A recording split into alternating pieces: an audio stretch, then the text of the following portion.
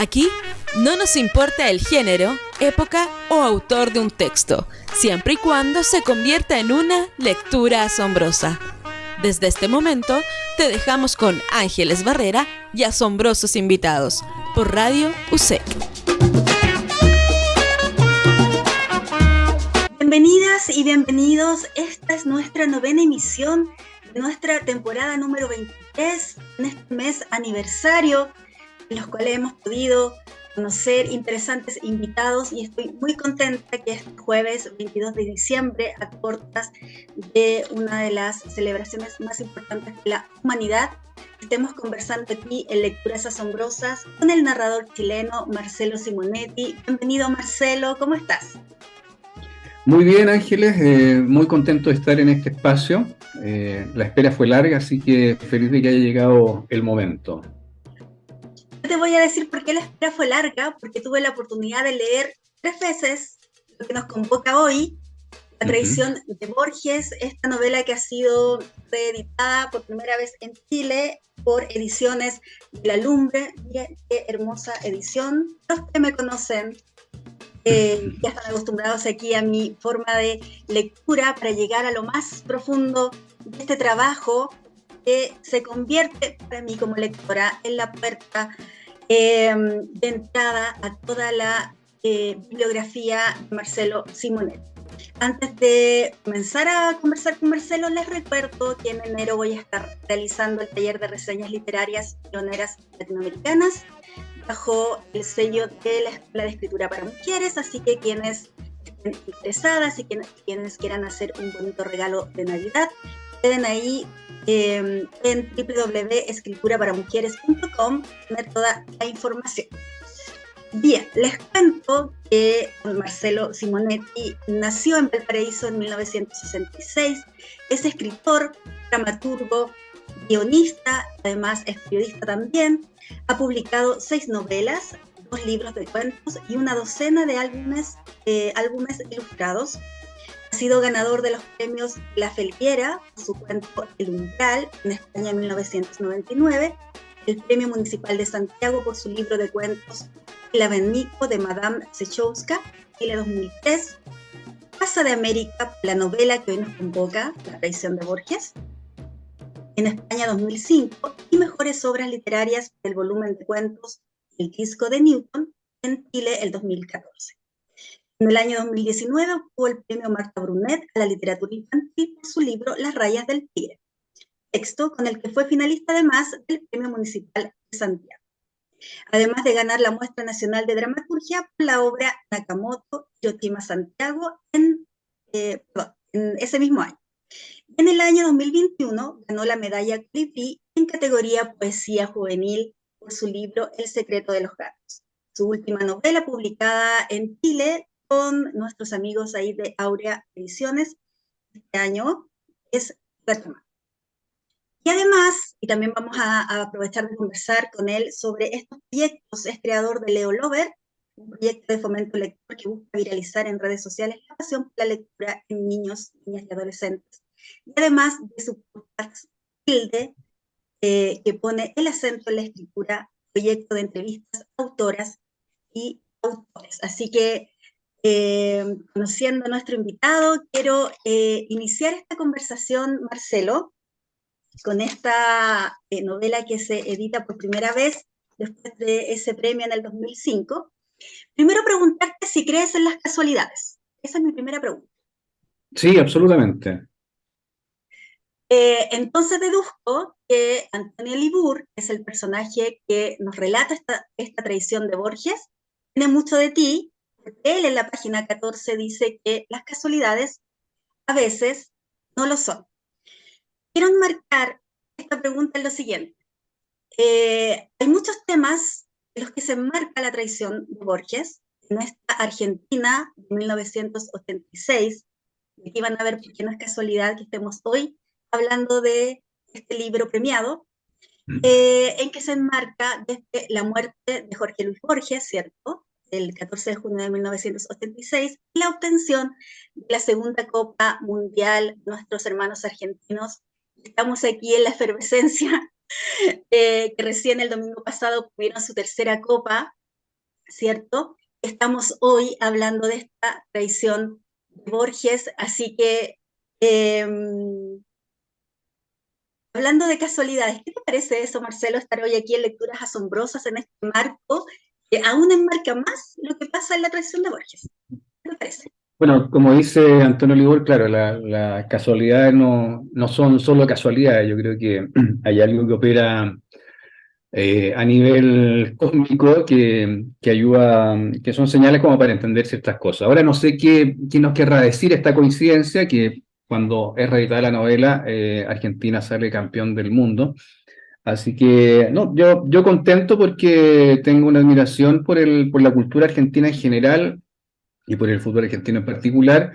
Por lo tanto, contento que hayan obtenido el título de campeones y también por este cruce que tú subrayas, Ángeles, ¿no? Son coincidencias que de alguna manera le dan un marco especial a este viaje que está haciendo la tradición de Borges en busca de los lectores chilenos en este 2022. Sí, y que abre la puerta, te comento que nosotros tenemos seguidores, tanto en Lecturas Asombrosas como en Lectores en Tránsito, amigos lectores en Argentina, de todas partes, así que también para que estén atentos, esperando también, y hay un empujoncito también a la editorial, para que pronto esté la novela en Argentina. ¿Cómo los argentinos se van a quedar sin leer la tradición de Borges? Así que esa es mi primera invitación aquí en Lecturas Asombrosas. Novela, Marcelo, tiene mucho de metaficción, mucho de intertextualidad, ¿cierto? Ya mencioné que es la primera novela que has incursionado en todos los géneros periodísticos, y quiero resumir la trama en conceptos que se entrelazan entre sí. Primero, los impostores. Aquí todos los personajes son impostores, todos, excepto los personajes secundarios que van ayudando a que esta historia vaya escalando hasta lo que tú quieres contar.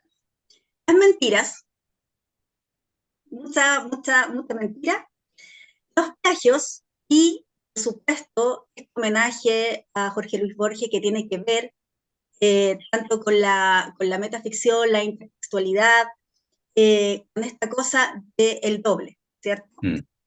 De este juego. Revisando material de otras entrevistas de otros colegas que te hicieron, tú comentaste que el inicio o la chispa de esta historia de la tradición de Borges comienza con la memoria de Shakespeare. Cuéntanos cómo fue esa primera chispa, cómo fue en el 2000-2003 el proceso de tu primera novela, y en tercer término, si estoy equivocada o no con estos conceptos que son los pilares, según mi visión de lectora, de novela. Sí, no está equivocado. O sea, yo creo que has dado en el clavo con la mayoría de los elementos que mencionaste. Esta novela, tal como tú dices, fue escrita yo creo que entre el 2001 y el 2004 y partió dentro de otros factores por la lectura de la memoria de Shakespeare. La memoria de Shakespeare fue, si no el último cuento que escribió Borges, uno de los últimos. Ricardo Piglia, el escritor argentino, planteaba que la idea de que hay que comenzar a leer a los autores por el último libro que publicaron. Y mencionaba precisamente en uno de sus trabajos que era importante comenzar a leer a Borges a partir de la memoria de Shakespeare. Yo no conocía el cuento en ese momento, ya había leído a Borges varios cuentos de él. Y cuando leí la memoria de Shakespeare, que es un cuento que además le da nombre al volumen que reúne otros cuentos más, que fue la última publicación de Borges, me gustó mucho esta idea que plantea el cuento, en donde un personaje, un vendedor, le ofrece a alguien muy parecido a Borges la memoria de Shakespeare. Y cuando digo la memoria me refiero a sus recuerdos, sus ideas, sus obsesiones, todo, ¿no? Y una vez que este personaje compra la memoria, paga lo que este vendedor le pide, lentamente esos elementos, repito, los recuerdos, las obsesiones, las ideas de Shakespeare comienzan a habitar la mente de este personaje. Y ese mecanismo me pareció muy interesante y puesto a trabajar esta novela, que también es un homenaje a Jorge Luis Borges, me pareció muy interesante poder tomar prestado, casi a la manera de Antonio Libur, ¿ah? Tomar prestado este mecanismo e instalarlo, que fuera el dispositivo que de alguna manera subyace a lo largo de toda la novela, ¿no? Donde un falso Borges, eh, a partir de el convencimiento al que lo obliga otro personaje, que es Emilia Forch, comienza a creerse esta historia de que en verdad el que murió en Ginebra el 14 de junio de 1986 no era el verdadero Borges, sino que un falso Borges, y que el verdadero Borges es precisamente él, que se llama Julio Armando Borges, que es actor y cuyo único papel, porque es un actor bien mediocre, pero el único papel que le ha resultado es precisamente un papel en una obra donde le tocó interpretar a Jorge Luis Borges. Entonces, esa es la relación que hay entre la memoria de Shakespeare y la tradición de Borges, ¿no? Por un lado un homenaje, pero por otro lado es tomar ese mecanismo que dispone Borges en ese cuento y trabajar la novela en función de ese mecanismo en donde un personaje se asimila a otro a partir de creerse el cuento de que él es el verdadero y no el que murió en Ginebra el 14 de junio de 1986. Quiero detenerme en Emilia Ford, que es que es nuestra el personaje femenino, una mujer joven que lee a Anais Nin, ¿ah? Y que cada tanto Antonio Libur nos indica que ella desea vivir una vida de novela.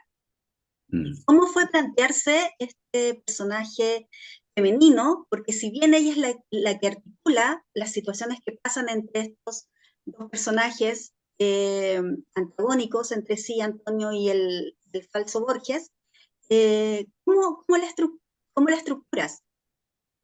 Sí, mira, yo creo que ahí hay una proyección de todo lo que un escritor o una escritora le toca vivir, porque como estamos constantemente creando ficciones, nuestra vida se divide entre lo que es el mundo real y el mundo literario, por decirlo de alguna manera, ¿no? Yo transito entre esos dos mundos, ¿no? Vivo mi vida de ciudadano chileno, padre de dos hijos, pero a ratos me conecto al computador y me transformo en un narrador que habita las historias que está construyendo. Y en esa lógica me pareció interesante modelar al personaje de Emilia Ford como un personaje que anhela estar más en el mundo de la ficción que en el mundo real. Y bajo esa lógica, ella busca que su vida se convierta en una suerte de novela, ¿no? Y encuentra que eh, el vehículo para eso es precisamente este falso Borges, convencido de que es el Borges verdadero, ¿no? De hecho, Emilia tiene una relación con Antonio Libur, pero se da cuenta que Antonio Libur en realidad es un escritor que ya dio lo mejor que podía dar, ¿no? Y además era a partir del plagio de otras obras, y entendió que el camino para que su vida se convirtiera en una novela no estaba al lado de él, sino que al lado de este otro personaje que, dada la coyuntura, podía convertirse en el verdadero Borges, ¿no? Y eso a Emilia le genera una atracción que no puede controlar, ¿no? Y decide que el resto o parte de su vida, de la vida que está viviendo, la va a hacer junto a este Borges embarcado en esta aventura delirante que es demostrarle al mundo que Borges no ha muerto y que está vivo, ¿no? Y está junto a ella. Oye, Esa es un poco, digamos, la base. sí, mira, referido a Emilia, en cuanto conectora de esta historia, de esta trama, eh, sabemos que la novela la empezaste a escribir a principios de la década del 2000, pero es una Sí. novela que está tan bien ambientada, es es como estar en, es como estar en la efervescencia de los escritores del boom latinoamericano. Muchos rasgos de las novelas, no sé, de los clásicos del boom latinoamericano. Tiene mucho de Cortázar, tiene mucho realismo mágico, de repente, así muy transversal. Uno tiene, como dices tú, como lectora, permites que uno habite el texto, que vaya habitando lo que va pasando. Y también acabas de mencionar que como escritor vives entre esta realidad y esta ficción. Pero además una cosa que me llama mucho la atención sobre tu eje de escritor, que no solo te mueves en la novela, te mueves fantásticamente, y eso no lo digo yo, lo dicen los premios que has obtenido, te mueves fantásticamente entre la poesía, la dramaturgia, los libros para niños. ¿Cuáles son las inquietudes? ¿Qué te inquieta, Marcelo Simonetti, para ser tan diverso? Y además también fuiste mucho tiempo periodista deportivo. ¿Cuáles son los temas, cuáles son las inquietudes que te hacen ser tan versátil y transversal? Sí, mira, yo creo que hay distintas razones por las que uno escribe ficción. Pero una de ellas creo que tiene que ver con cierto desajuste eh, que uno tiene o sufre respecto a la realidad que le toca vivir. Yo creo que si la realidad que me toca vivir, la realidad me toca ver, fuera una realidad idílica, probablemente no escribiría, pero como hay un problema de calce entre mi mirada del mundo y el mundo, una forma de poder ajustarse o intentar recomponer utópicamente lo que uno ve es escribiendo, ¿no? Uno crea mundos, en el fondo, para poder habitarlos, como tú decías, ¿no? Dado que la realidad no me permite habitarla de la manera en que yo quisiera habitarla, escribo ficciones para eso. Y entiendo también que este tema de desajuste no lo viven solo los escritores. Hay mucha gente que está desacomodada respecto del mundo que vive. Y en ese plan, lo pensaba hoy día en la mañana, uno lo que hace finalmente es construir un espacio para habitarlo con su tribu, por decirlo de alguna manera. Yo creo que escribimos para encontrar también la tribu a la que pertenecemos, ¿no? Para formar una tribu donde podamos reconocer, dentro de las muchas diferencias que podamos tener, ciertas igualdades o ciertas miradas afines. Y en esa lógica construimos ficciones, ¿no? Efectivamente, tú mencionabas, yo he trabajado o he hecho cosas en distintos géneros, y creo que todos esos caminos son conducentes finalmente a la posibilidad de encontrarme con mi tribu, ¿no? Y que otros como yo, aun cuando no sean escritores, sino lectores, también encuentren esa tribu. Entonces, lo que hacemos los escritores, eh, desde mi perspectiva, obviamente, ¿no? Es construir mundos que puedan ser habitados por otros, ¿no? Y por uno mismo también. Y en esa lógica, la diversidad de formatos creo que son instancias para poder congregar a más integrantes de esta tribu, ¿no? Porque, insisto, yo siempre me defino como un escritor, construir historia o escribo historias, si es para el teatro, si es para el mundo infantil, si es para el periodismo. Ese es un matiz, yo diría, casi irrelevante desde mi punto de vista, pero en el fondo lo que hago es poder transmitir esos mundos que desde mi perspectiva son mundos que uno desearía habitar, ¿no? Ya sea por la vía de que son personajes entrañables, son historias que creo que vale la pena recordar, o bien también por la vía de la denuncia, ¿no? Hay ciertas situaciones eh, que uno, bueno, que a uno lo molestan o lo enrabian, ¿ah? Y que quisiera que nunca ocurrieran, y la posibilidad de escribir eso en una ficción, casi a manera de denuncia, también es una posibilidad, ¿no? De marcar este descalzo, este desajuste con la realidad. Referente a eso, Marcelo, hay algo que quiero destacar de La traición de Borges, que tiene que ver con lo que decía Joseph Campbell y también otros autores como Eric Fromm acerca del mito. la necesidad Ujú. que los seres humanos tenemos de aferrarnos a la mitología, a los mitos. En este sentido, en nuestra literatura latinoamericana, Borges, ¿cierto? Se establece en esta especie de mito literario que es inalcanzable, ¿ah? Es imitable, tratan de emularlo, pero no solo te quedas en este mito literario, sino que también, y yo me imagino que tiene que ver con tu pasión deportiva, eh, con los mitos, ya sea de Maradona en el 86 y de Messi eh, actualmente. Tú te preguntarás a qué voy yo. Voy a los memes que hemos visto que la gente muy Mm, creativa ha hecho entre Borges y Messi. sí, lo he visto, lo he visto. ¿Qué te parece eso? Bueno, yo creo que eso está un poco también en el origen de la novela, porque Borges fue un gran detractor del fútbol, no le gustaba, o sea, encontraba un deporte estúpido. Ayer lo comentábamos con unos amigos en WhatsApp que subieron precisamente el meme en el que Messi recrimina a Borges por la frase, ¿no? Que dice algo así como, el fútbol es popular porque la estupidez también es popular. Y Messi le respondía que sí, bobo, ¿no?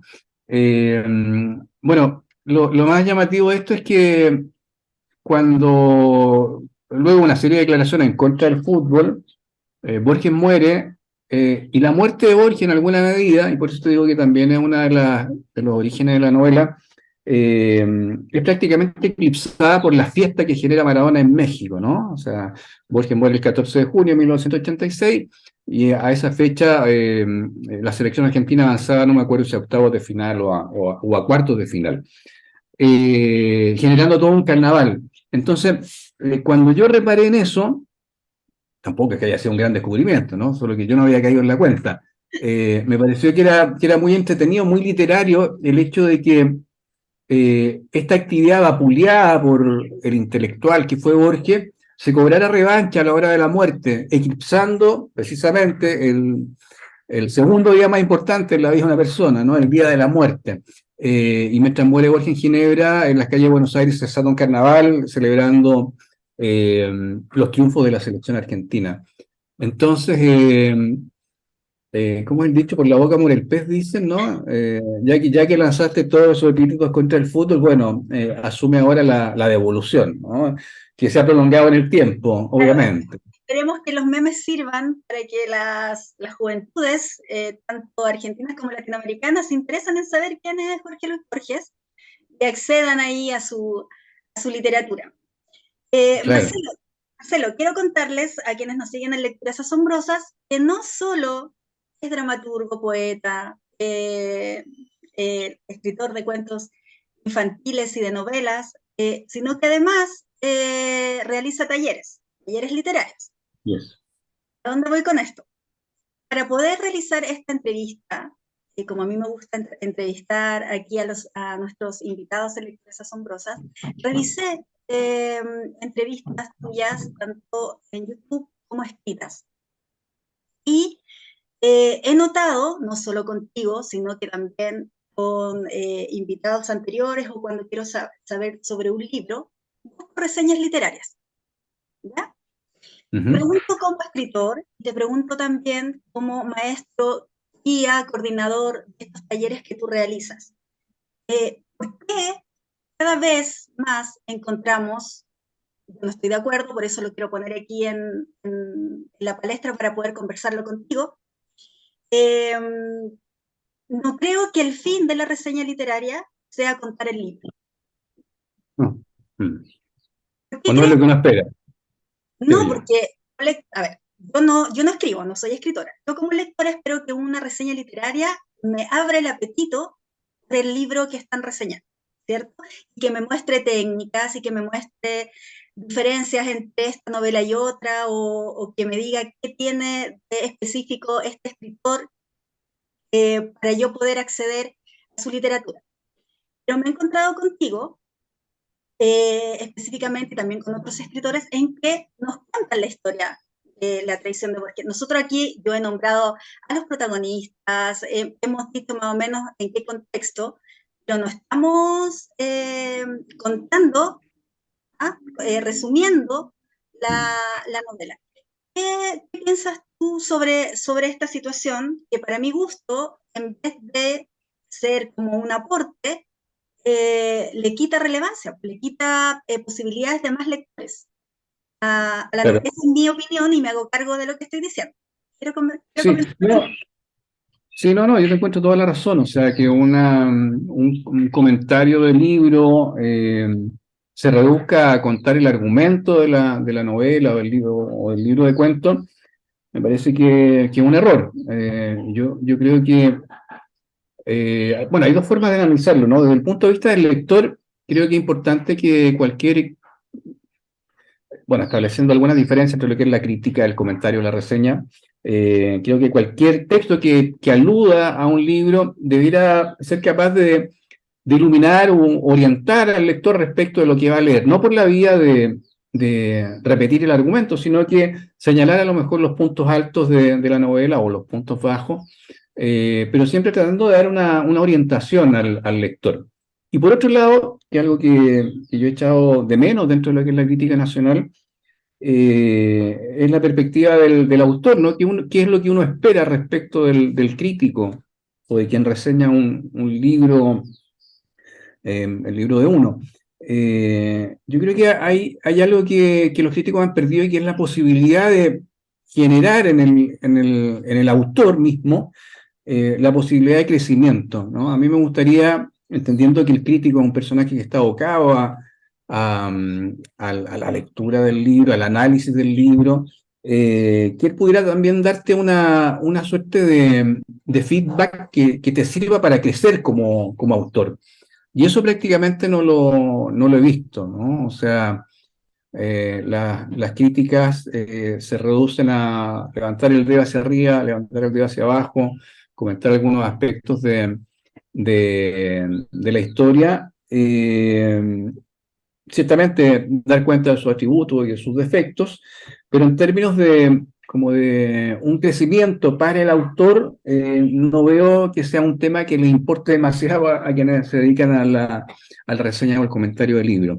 Y eso yo diría que lo he hecho en falta. Uno siempre espera, más allá de los elogios que pueda concitar una obra, uno siempre, o yo al menos siempre le pido más a los críticos, como que les exijo. Eh, y en general creo que en ese punto están al debe. O sea, el crítico también debería ser parte del desarrollo de la literatura, en este caso nacional, ¿no? Y en ese plan, respecto de lo que corresponde a las devoluciones sobre lo que hace el autor y la posibilidad de que éste crezca, creo que ahí hay una asignatura pendiente de parte de la crítica o de quienes comentan libros. Sí. Ahora te voy a poner en esa situación, ¿ya? ¿Ya? Recordemos que La traición de Borges es tu primera novela. O Ujú, sea, sí. y partiste ganando un premio fuera de Chile, un premio que no es menor porque es de Casa de las Américas. O sea, nada que decir, ¿no? O sea, no hay, si fue premiada ahí es porque... Y aquí en Chile tuviste que postular un fondo. O sea, yo digo, ¿dónde está el criterio de las editoriales que no se pelearon por publicarte esta novela premiada? Tuviste tú como autor acceder a estos fondos para poder publicar, ¿cierto? Bien. Claro. Ahora quiero ponerte en la siguiente situación. ¿Cómo ves tú, y te lo digo con toda honestidad, en el sentido de que soy muy sincera en decirte que es el primer libro tuyo que leo, y me encanta que sea el primero, pero quiero saber, crítica, ¿cómo te sientes tú en que has avanzado desde La traición de Borges y todas las novelas que también han sido premiadas? Mm. Dime algo tuyo que no haya sido premiado, para ponerlo en mi lista de... ¿Cuál es el crecimiento que tú has visto? ¿Qué cosas inquietaban en ese minuto se han ido trasladando a esta diversidad de literatura que tú haces. Claro. Sí, bueno, tal como tú decías, es mi primera novela y en rigor mi segunda publicación, porque antes había publicado un libro de cuentos que es El abanico de Madame Chejovska. Y mira, es raro lo que pasa con esta novela porque ahora que me tocó revisarla para su publicación, eh, no con el fin de cambiar cosas, sino que por ahí eh, algunos fallos que tenía, corregirlos. Es feo que lo diga, pero me gustó mucho con lo que me encontré. ¿Mm? O sea, yo tenía miedo de por ahí encontrarme con una lectura quizá un poco más de principiante, pero lo que vi me gustó en el plan de que una prosa bastante ágil, fresca, hay un manejo del punto seguido que yo, digamos, lo he ido dejando un poco de lado, pero que al leerla me pareció que no estaba tan mal. Eh, Hay mucho humor también en la novela, que es algo que me gusta y que estoy retomando. De hecho, la Redman, que es la novela que saqué con Aurea Ediciones a principios de año, tiene también este humor que estila la ficción de Borges. Pero en general yo te diría que lo que ha cambiado respecto al escritor que fui es una mirada distinta de las cosas, ¿no? Aquí hay mucho, ¿cómo decirlo? Es como el empuje de la juventud, ¿no? Y hoy día creo que, eh, bueno, a fuerza del paso del tiempo, uno está un poquito más sabio, creo yo, y ver las cosas de otra perspectiva, o tiene una capacidad de análisis que no tenía en ese momento cuando publiqué La traición de Borges, en términos de saber leer mejor las obras con las que te van nutriendo. Uno, quienes escriben, somos ante todo lectores. Y en esa lógica, la forma de leer novelas o cuentos claramente ha cambiado respecto al escritor que era hace 20 años. Y creo que más allá de subrayarte ciertos elementos que por ahí puedo manejar mejor que en ese entonces, yo diría que lo que ha cambiado es un poco por un lado, la mirada o cómo veo las historias, cómo las entiendo, eh, y también tener más claridad respecto de aquello que quiero decir. Yo creo que cuando escribí esta novela no tenía muy claro qué es lo que quería contar con la historia. Me dejé llevar, digamos, por el curso de los personajes, eh, pero ahora creo que tengo un discurso más claro respecto a aquello que quiero comunicar a través de lo que escribo, ¿no? Eh, claro, en muchos de los textos, muchas de las historias que uno construye, de las ficciones que elabora, hay una parte que es gobernada por el consciente, ¿no? Pero hay una parte tal vez mucho más importante que fluye desde el inconsciente. Y ese trabajo, eh, o esa forma de trabajar la historia, es algo que he ido descubriendo con el tiempo, ¿no? Que en el fondo lo que escribimos, un 30, un 40%, somos conscientes de las ficciones que creamos, pero hay un 60 o 50% en donde no tenemos control y lo que fluye, o lo que opera sobre los textos, sobre la escritura de una historia, es precisamente el inconsciente, esas cosas que están sumergidas y que desconocemos de nuestro ser y que van aflorando en la medida que más nos compenetramos con la historia que escribimos. Y a mí me llamó la atención que siendo una novela bastante extensa, primero felicitarte porque a mí como lectora me encantan los capítulos que van numerados. No, Ok. suele no gustarme la titulación por capítulo. Eh, y lo otro que escribes muy fragmentado. Yo hice el ejercicio, por ejemplo, de ir al capítulo 50 y son fragmentos Mm. que se van uniendo numéricamente para armar esta pieza que es La traición de Borges. Quiero decir que está totalmente fuera del barroquismo, no encontramos descripciones que nos alteren la percepción, sino que estamos siempre ahí al galope de la acción. Eh, Hay personajes secundarios también que se roban la película, el padre el señor que no tú, Antonio Libur se encuentra con un padre que tiene una situación particular con su hijo en un café. Recorrer, para quienes conocemos Buenos Aires, recorrer las calles de Buenos Aires, descubrirlas de forma diferente a como están hoy en la década del 2020, es fascinante. Así que es una historia que atrapa y que uno va, y uno puede hacer ese ejercicio de leerlo fragmentariamente. Yo creo que tiene que ver con la idea de que esta novela en particular la concebí como una sucesión de escenas. Entonces, claro, cada capítulo es prácticamente una escena, y por eso tiene esa lógica fragmentaria. Oye, acabas de dar en el clavo con otra cosa que tienes en común con Antonio Libur. A ver, ¿qué cosa? Claro, aparte en que Antonio Libur nos dice que él no piensa con imágenes, piensa con palabras. Mm. ¿Recuerdas esa parte? Sí, lo recuerdo, lo recuerdo. Eh, sí, pero claro,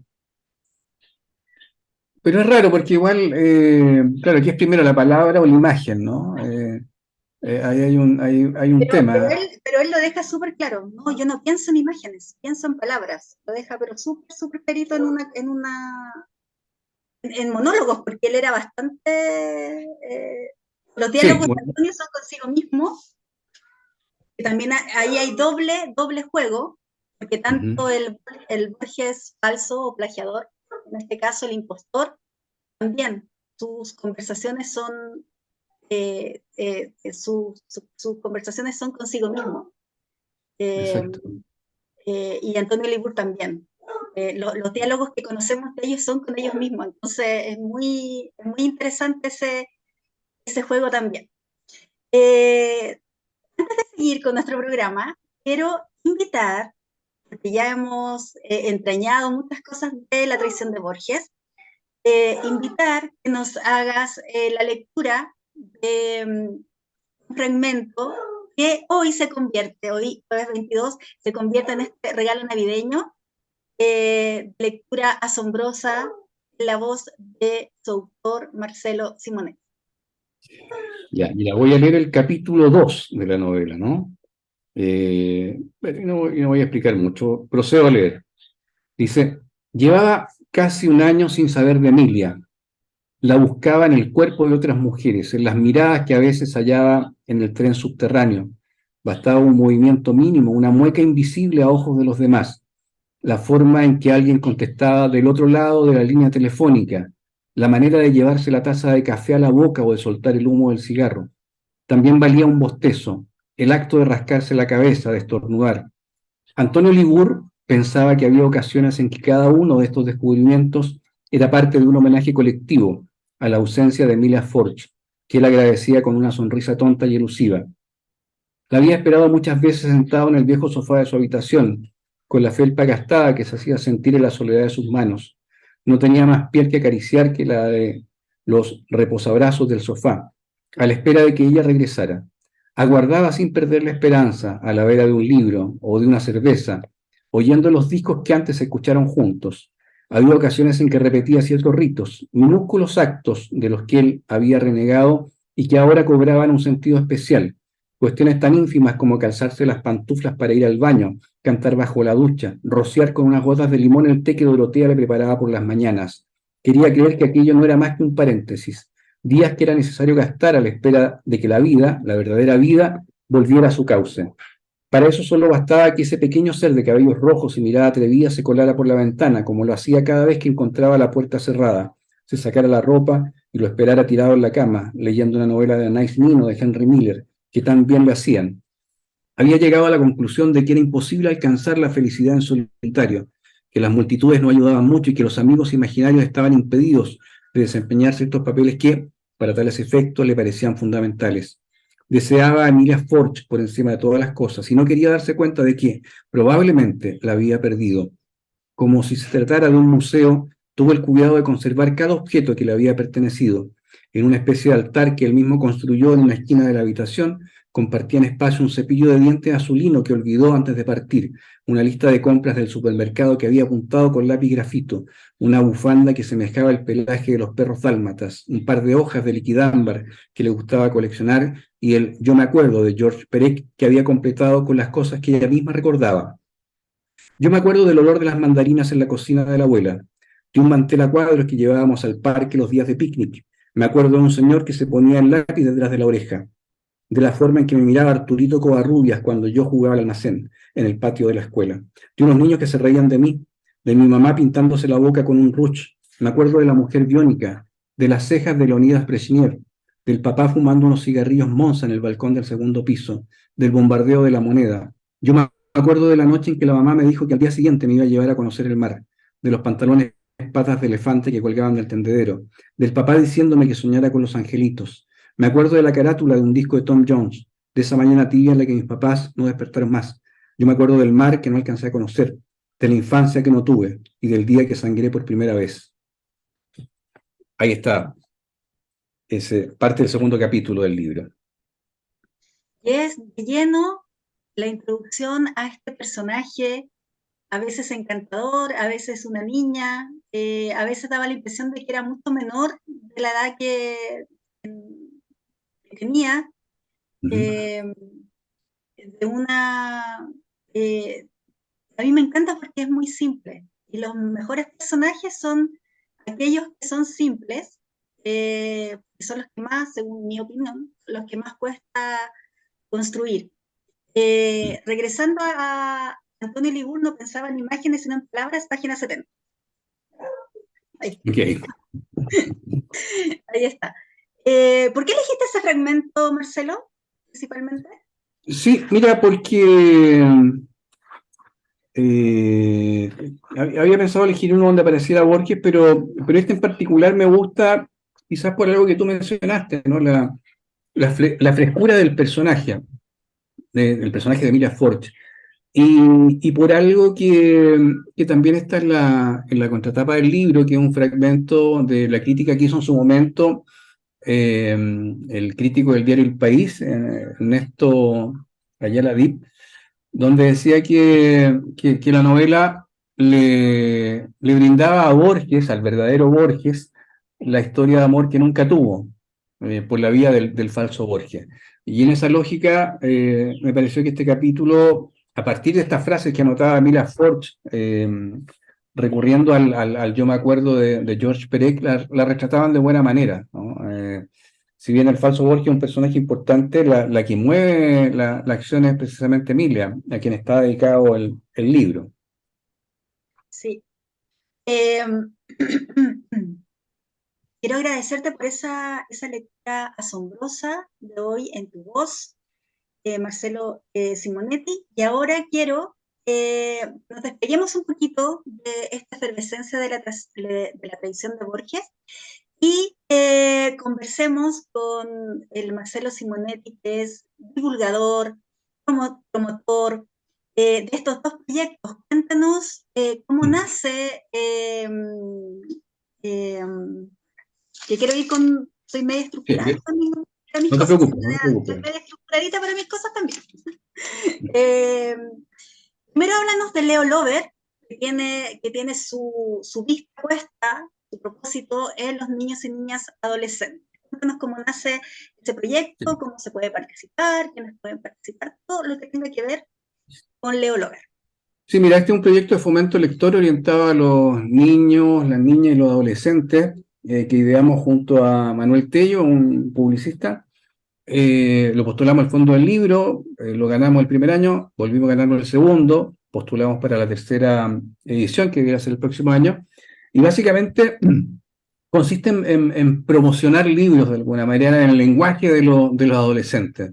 A mí me pasa, bueno, ahora último no he ido a colegios, pero antes de la pandemia me pasaba que debía visitar muchos colegios para hablar de los libros que escribo para el mundo infantil juvenil, y cuando preguntaba quiénes leían en los cursos, no sé, de un curso de 20 o 30 personas, habían 3 o 4 que levantaban la mano, ¿eh? El resto nada. Entonces Eh, Ese escenario me parecía bien desolador, sobre todo porque a mí la lectura me cambió un poco la vida. O sea, creo que hay una vida con libros y una vida muy distinta sin libros. Y tratar de hacerle entender a los chicos el tesoro que significa la lectura, ese espacio de aprendizaje, de conocimiento, de diversión, y poder transmitirle lo que nos pasa a los lectores, a los que no podemos vivir sin leer. Fue como una suerte de cruzada que en su momento inicié ahí en las escuelas que me tocaba visitar. Y cuando surgió la posibilidad de armar un proyecto que tratara de transmitir esa pasión precisamente a estos niños que no leen, eh, resolvimos junto con Manuel Tello, que como te decía, publicista y audiovisualista, construir cápsulas brevísimas de un minuto y medio, eh, que funcionaran como los anzuelos, digamos, de los pescadores, en el sentido de que los chicos vieran ahí algo muy entretenido, que era el resumen del libro o bien la escena más llamativa, y que fruto de eso prácticamente corrieran a la librería o a la biblioteca a buscar el libro en cuestión. El primer año lo dedicamos a autores y autoras de nuestro país. El segundo año estuvo dedicada a la equidad de género. Son 12 cápsulas, por lo tanto son 12 libros. En esta segunda temporada fueron 12 libros de autoras chilenas que de alguna manera hablaban del tema de la igualdad de género, desde El árbol de María Luisa Bombal hasta Rudas de Carolina Brown. Estaba también Violeta, Isabel Allende, En caso de emergencia, que es un cuento de María José Navia. Estaba también Las homicidas de Alia Trabuco Serán. En fin, 12 autoras que están repartidas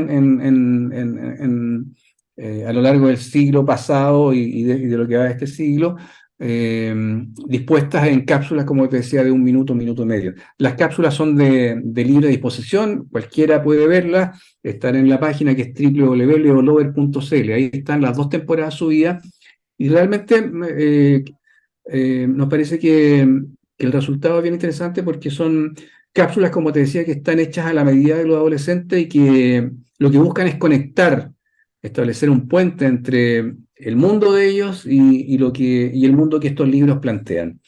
Y en el caso de Tilde, un podcast que pone el acento en la escritura, eh, tiene que ver con mi afición a escuchar podcasts de literatura. A mí me gusta mucho, tanto porque uno conoce respecto de la cocina literaria de los autores o de las autoras, y por otro lado, porque a veces cuando los escucho, se me ocurren ideas de historias, ¿ah? O a veces encuentro en esas conversaciones que tiene el conductor del podcast con este autor o la autora, soluciones a procesos creativos donde estoy un poco estancado.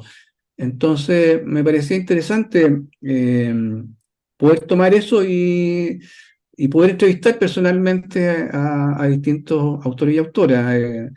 Llevamos ya 2 temporadas, hemos entrevistado a escritoras y escritores tan interesantes como Laura Restrepo, Piedad Bonet, la escritora colombiana. eh, Estaba también Katia Adawi, una escritora peruana que está radicada en Argentina, a la misma María José Navia, Carolina Brown, Enrique Herrera, en fin, tuvimos ya 10 entrevistados la primera temporada, vamos en 5 o 6 en la segunda, y un espacio que me gusta mucho porque entiendo también que es una forma de crecer como escritor, ¿no? En la vida, de poder dialogar sobre literatura, cosa que no es tan habitual, ¿no? Yo me muevo en círculos donde tengo pocos amigos lectores, ¿ah?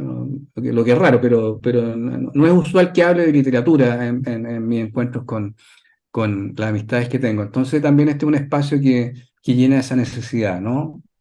De hablar sobre libros, de saber cómo se hicieron escritores, cómo trabajan. Creo que son cosas que a mí al menos me interesan y siento eh, a los lectores que no han descubierto un autor o que ya lo conocen, también es una forma de hacer crecer la mirada respecto de esa obra o de ese autor determinado. Así es. Compartamos las redes sociales de ambos proyectos. El Sí, de en Instagram está tilde podcast, arroba tilde podcast. así es. Comunidad Leo Lover. En Comunidad Leo Lover, exactamente. Que Leo Lover. ahí síganos ahí porque necesitamos que la comunidad crezca. Así que mientras más grande sea la Así que comunidad, genial. atención, lectores en tránsito a nivel hispanoamericano. Sigan ahí a Comunidad Leo Lover, sobre todo quienes tenemos niños a cargo en etapa de crecimiento, adolescentes. Es una buena oportunidad de incentivarlos a la lectura. Y por último, tu Instagram personal, para que te sigan Sí, también. arroba Simonetister. Simonetister con doble T. Con doble T, la primera, ¿no es cierto? TT. Simonetister. Sí, sí. Así que sí, eres bien activo en tus redes sociales, estás con muchas actividades literarias, no solo con respecto a tu obra, sino que además eres muy generoso en compartir o estás invitado a presentar otras obras, así que también te felicito por eso, que no solamente te quedas con el discurso de la promoción, con estos proyectos, sino que también el apoyo presencial, que también es súper importante cuando se lanza una nueva obra literaria. Así que también gracias por eso, Marcelo. Otra de las preguntas antes de finalizar nuestro programa es: ¿qué estás leyendo actualmente? ¿Qué lee Marcelo Simonetti? Mira, soy bien disperso para leer. Trato de estar leyendo varias cosas a la vez, pero ahora en particular estoy leyendo eh, El ojo de Goliat, que es de Diego Mucio, un escritor argentino. Estoy leyendo también un libro que habla sobre Kurt Vonnegut, que se llama Apiádense del lector, que lo escribe una alumna de él, donde cuenta un poco cómo entiende él la literatura. Estoy leyendo también Matadero 5, que es la obra emblemática de Kurt Vonnegut, y algo que se me queda por ahí, sí, no, eso, y tengo otra. Y de los eufemismos de Ana Negri, me parece que sí, otra escritora argentina. Argentina. Así que estoy como Bueno, bien diversificado. Me aburro de uno y entro en otro. Así que, yo voy a aprovechar que estás aquí en Lecturas Asombrosas para recomendarte tres escritores argentinos. ¿ya? A ver. Pablo Di Marco con Tríptico del Desamparo, una novela Ujú. hermosa. Mariana Trabacho, que acaba de llegar a Chile con Tusquets, ella está, llegó con Pedrada, eh, ¿Ya? tiene Como si existiese el perdón, su primera novela, después tiene Cuentos, Cenizas del Carnaval, y en Chile acaba de llegar su última novela, que es Quebrada. Y a propósito, los dejo invitados para el próximo jueves. Con ella vamos a estar cerrando este ciclo aniversario. Buenísimo. Genial. Pablo Di Marco, Mariana Trabacho y Marcelo Rubio, que tiene unos cuentos maravillosos. Los tres son argentinos, los tres participan en Lectores en Tránsito. También te dejo invitado a que conozcan nuestra comunidad hispanoamericana de difusión literaria y cultural. Es un espacio abierto, democrático, donde puedes no ser parte de la comunidad, pero también ir contando las novedades, tanto literarias tuyas como de las actividades que se hacen a través de tus proyectos de difusión literaria. Bien. Hay una más que quería recomendar, una autora que me parece sensacional, que es Inés Garland, una escritora argentina. Acabo de leer un libro de cuentos de ella que se llama Una reina perfecta y es sencillamente fabulosa. Y a la Mary Rogers, que acaba de publicar La gente triste no tiene piedad, que me tocó presentar, que también es un libro de cuentos bien sorprendente. Así que vayan esas recomendaciones también. Tomamos nota de todos los pendientes, nos quedamos aquí quienes siguen Lecturas Asombrosas, con esta idea de que nos falta vida para leer todo lo que hay que leer. con tantos pendientes y tantas cosas. Entonces, para finalizar, estimado Marcelo, tus palabras al cierre de esta emisión, aniversario, nuestro 5º aniversario de Lecturas Asombrosas. No, muchas gracias por estar en Lecturas Asombrosas, te agradezco la invitación y los invito a leer la tradición de Borges porque primero es una historia bien delirante, bien divertida, a pesar de que tiene 300 páginas, se lee yo creo que de una sentada, y porque además yo creo que es un buen camino, una puerta de entrada al mundo de Borges, ¿eh? Una entrada amable, muchas veces nos asustamos un poco con la figura de Borges, pero esta novela tiene la gracia de que se van a encontrar con muchas claves de la obra borgiana, aunque sea a través del falso Borges, van a internarse en este mundo de Borges que es realmente maravilloso. Así que los invito a leer la novela y desearle a todos tus auditores una feliz Navidad, un buen cierre de año y larga vida para Lecturas Asombrosas, pues. Muchas gracias, Marcelo. Eso es otra de las características de la novela, tiene mucha referencia literaria, pero no solamente de Borges, encontramos también a los autores que leía Borges, que para Borges hay que leer lo que Borges leía, y esa es una de las maravillas que lo convierte en mito. Así que ahí también tengo ahí anotado todos los autores que para mí eran desconocidos hasta ahora y que gracias a tu literatura ya forman parte de mi gran lista de pendientes por leer. Marcelo, muchas felicitaciones por todo tu trabajo literario, por ser promotor la literatura en general, en todos los géneros, por este trabajo tan acucioso que realizas. Felicitarte también por los premios, no es menor tener aquí en Lecturas Asombrosas a un escritor chileno galardonado en importantes certámenes de literatura, no solo los que realizamos en el país, sino que también en el extranjero. Y solicitarle humildemente a Ediciones de la Lumbre la tradición de Borges en las vitrinas argentinas. Hay que estar allá. Le vamos a decir a los chicos. Hay un empujoncito. Como siempre, soy Ángeles Barrera Jofres, anfitriona aquí de Lecturas Asombrosas y directora de esta comunidad de lectores en tránsito, esta comunidad hispanoamericana, agradecida como siempre de Radio Universidad USEC, que nos permite este espacio todos los días jueves. Los espero para el próximo jueves y agradezco mucho también la gestión amorosa y bien trabajada de Mariana Ales, que hace posible que Marcelo Simonetti esté hoy aquí en Lecturas Asombrosas. Muchas gracias, Marcelo. Por favor, no te vayas una vez que yo despida el programa. Así que los espero a ustedes, mis queridos lectores asombrosos que se asombran todos los jueves aquí con nosotros. Nos vemos. Muchas gracias. Nos vemos. Si fuiste capaz de sumergirte en lo más profundo de esta ojeada literaria, ya eres parte de nuestra comunidad. Sintonízanos la próxima semana para otra lectura asombrosa, con la conducción de Ángeles Barrera, solo por Radio USEC.